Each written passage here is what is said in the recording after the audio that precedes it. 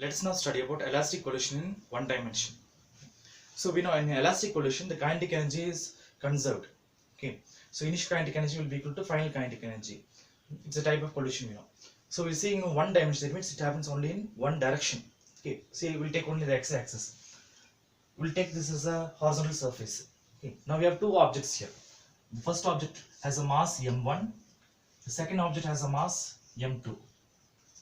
Okay. So this is before collision. Okay. Before collision. The first object has a mass m1, we saw now. It has an initial velocity u1. Okay. The initial velocity of the first object is u1. The initial velocity of the second object, that is u2. Okay. Both of them go here. You see that in this case, the first object will travel a little faster. So u1 is greater than u2. Okay. The initial velocity of first one is greater than the first initial velocity of the second one. Okay. So this will go and hit the second object. Okay. After collision, let's see what happens. Okay. After collision, the first object, okay, mass m1, here, and this is the second object, that is having mass m2. The first object will go the velocity v1. The second object has a velocity v2. This is the final velocity. Okay, so final velocity v1 and v2. This is after collision. After collision. Okay. Now collision means they hit each other. Okay. So now we want to see what happens to the momentum here. Okay. So remember, in any collision, the total linear momentum is conserved. Okay. Let's study about the momentum here.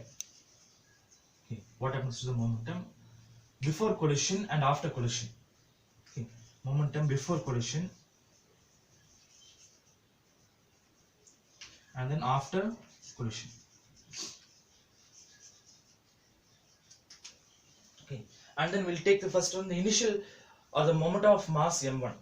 Okay. Momentum of mass m1,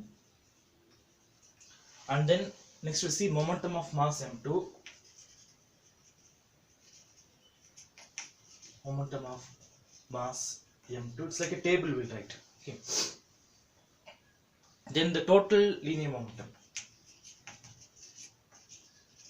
Total linear momentum.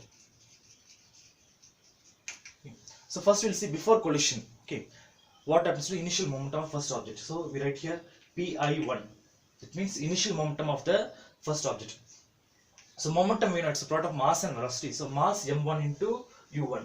So m1 into u1. Okay, very simple. Now let's see the mass for mass m2. The initial momentum of mass m2, that is pi2. Okay, so I stands for initial momentum of the mass 2. So m2 into u2. So m2 into u2. The total linear momentum. Okay, you must add these two. That will come as m1 u1 plus m2 u2. That's the total linear momentum. Okay, before collision. Now we'll see what happens to final momentum after collision. Okay, so pf, that means final momentum of the first object. Okay. Momentum here we know m1 into v1. So m1 v1. Then final momentum of the second object, that's pf2. Okay, that will be m2 into v2. So m2 into v2. So total linear momentum, that means you must add these two. Okay. So m1 v1 plus m2 v2. Okay. So this is about the momentum. Now we must see the law of conservation of momentum. That is, momentum before collision is equal to momentum after collision. That we'll use it and we will compare these two. Okay, the final one we'll compare. Write this down. I'll erase the board now. Okay. Now I erase the board. I have written only this final momentum here. Okay. Now let's see the law of conservation of momentum. Total momentum before collision is equal to total momentum after collision. So total momentum before collision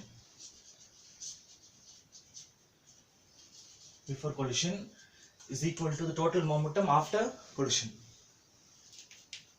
Total momentum after collision.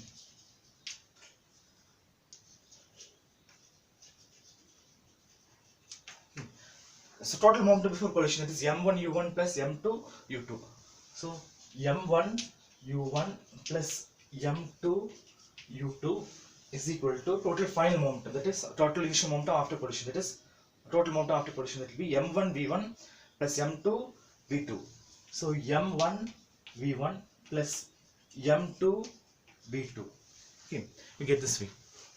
Now we'll just rearrange the terms. Let's take the like terms together. So here we can have m1. Okay, I'll take m1 term this side to left side. Okay. And then m2 terms here now. This term I'll take to left side here or right side here. Okay, we'll just interchange this so that all the m1 terms to go to one side and m2 terms go to the other side. Okay. So what we have is m1 u1, and here this will go left side, means it will become minus. So minus m1 v1 is equal to m2 v2.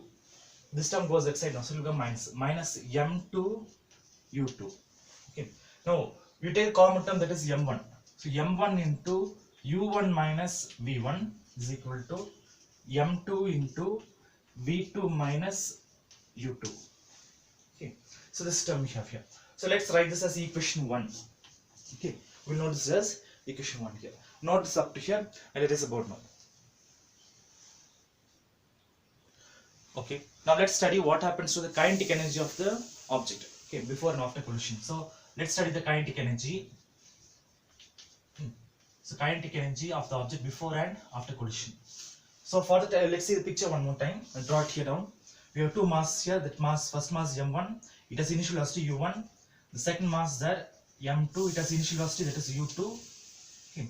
Then we have the next mass, that's after collision, that we have mass m1 has a final velocity v1 and mass m2 has a final velocity, that is v2. Okay. So these are the terms here. Now let's see kinetic energy. Okay.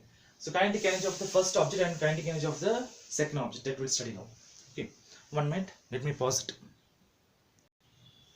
So we'll write here kinetic energy of mass m1. Okay. Here this is kinetic energy of mass m1, and this is the kinetic energy of mass m2. Okay. And then we have the total kinetic energy.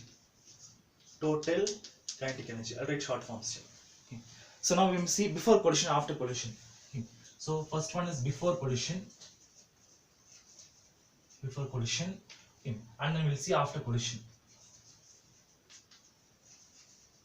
Okay. After collision. So kinetic energy of the first object. Okay.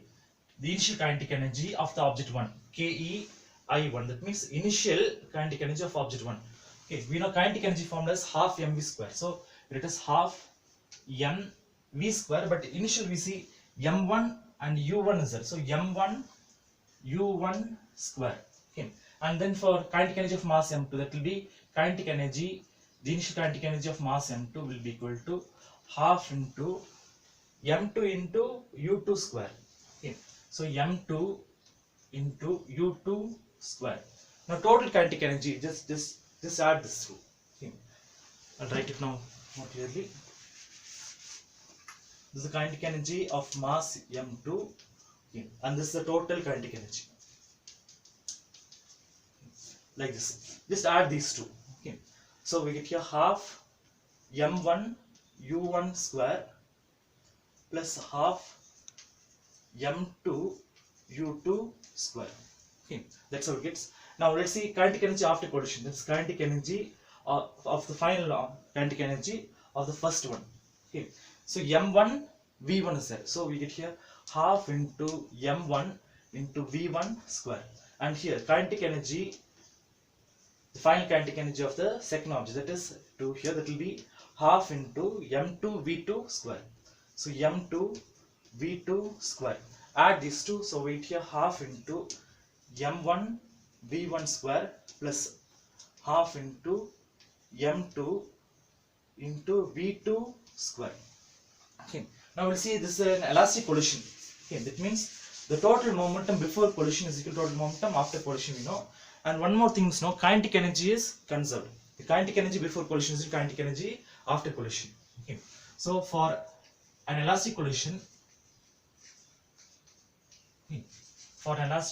that we have here, the kinetic energy before collision is equal to kinetic energy after collision. That is, the initial kinetic energy KEI is equal to the final kinetic energy KEF. Okay. This will be, these two will be equal. Okay. So let's say add this or equal them. See. So half into m1 u1 square plus half into m2 into u2 square, that's equal to half into m1 v1 square plus half into m2 into v2 square. Okay, let me take chalk here. Okay, now you see what's common in all the terms. Okay, half is common, so cancel half everywhere. Okay. So what we left with is m1 u1 square plus m2 u2 square, that's equal to m1 v1 square plus m2 v2 square. Okay. Now what we do is we group the like terms together. That means m1 terms will take to one side and m2 terms will take to the other side. So m1 v1 square will bring it this side. m2 u2 square you take to this side. So let's see what we get here.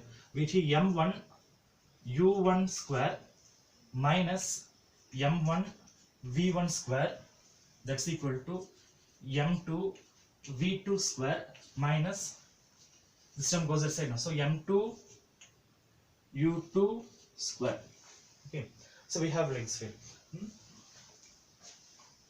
Now what we do is I'll erase a board here, no more space there. Okay, write down up to here. Okay, erase the board. Now what we do is we'll take the like terms together. Okay, so m1 is here common, so we'll take the m1 term outside.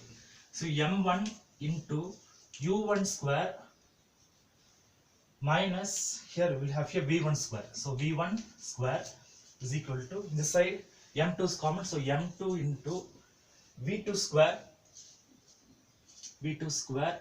okay, minus u2 square. Okay. So like this we have here. There is the last line. We know the formula a plus b the whole square, or a square minus b square. Okay, this formula we know. That's equal to a plus b into a minus b. Okay. That formula we're going to use instead of this. Okay.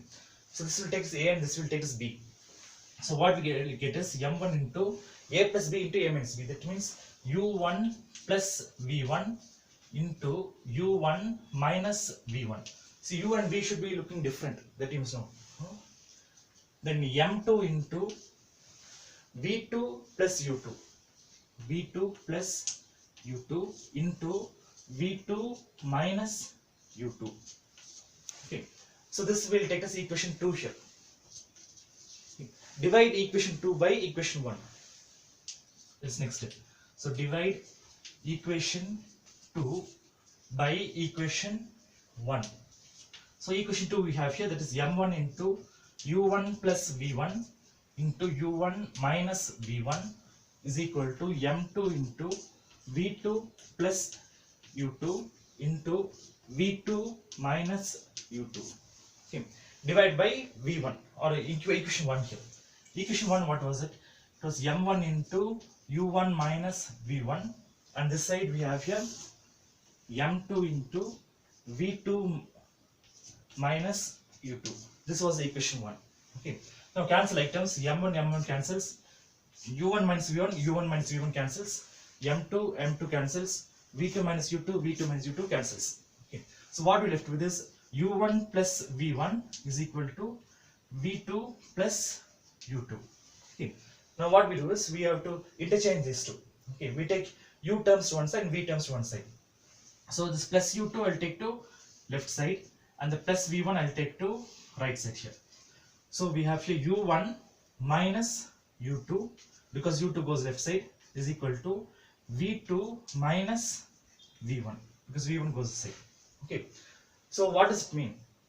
One more thing, we'll take the minus time outside. So we get here u1 minus u2 is equal to minus of this, will come as, we'll interchange it, right? Okay. Minus v1 goes this side here. Okay. It's like this way. We get here minus v1 plus v2. Okay. In this we take the minus term outside. So minus term goes up, so we get here minus will go out of the bracket. Okay. And again inside we'll get here minus sign. Okay. For only then we'll get this answer for this equation. So minus and minus will come as plus. So minus v2. Okay. So what does it show?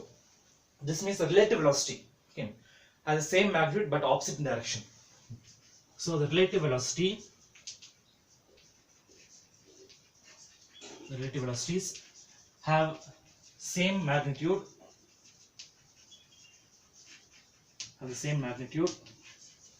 but they are in opposite direction. They are the opposite direction. Okay. So this equation I'm going to use it here next. Okay. Let me keep this equation and drop out all the things. Write it down. And this you should write it in a rougher column. Okay. Let me take this equation. I'll write it here. Okay. Or down somewhere here. That's u1 plus v1 is equal to v2 plus u2. This equation we're going to use it here. Now from this equation, let's see what's the value of v1. Okay. v1 is equal to